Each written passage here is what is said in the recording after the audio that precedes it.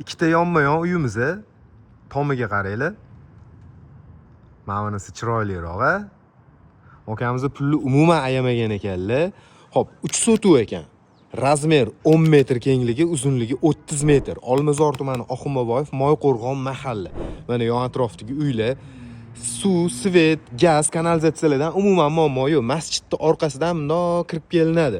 Xo'p, endi ichkariga kirib, proyektni sizlar bilan birgalikda ko'ramiz. Video davomida men narxini ham aytaman. Binosini ko'ryapsizlar. Har bir qavati 150 kvadratdan.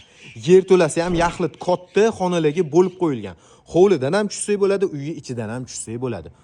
Ikkinchi qavatli plitalarga ahamiyat berib qo'yilgan. Tepagacha plita qo'yilgan, baland qilib ko'tarilgan ekan.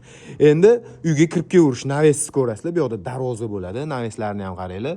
Baland qilib, xullas oka boru, moshniy qilib qilgan ekanlar. Endi ichkariga kirib planni ko'ramiz. Binoga kirib kelishimizda mana shunaqa katta hol bilan boshlanyapti. Qadrdonlar, mana shunaqa korobka uy olib bitirayotgan bo'lsanglar, elektrikalarga yetib kelgan bo'lsanglar, shaxsan o'zim sizlarga Mono Elektrika kompaniyasini mahsulotlarini tavsiya qilgan bo'lardim. Ancha yildan beri ishonchli va sifatli oqlab kelyapti.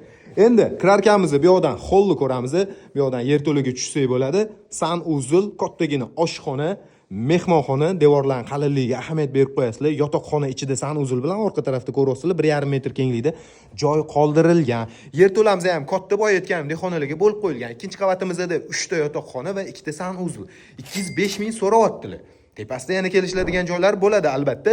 Ma'lumot o'rnida bu joylarda bir sotuv yer narxi 40 mingdan 45 ming dollargacha ham sotilyapti. Qiziqqanlar pastda joyi egalariga aloqaga chiqaverasizlar.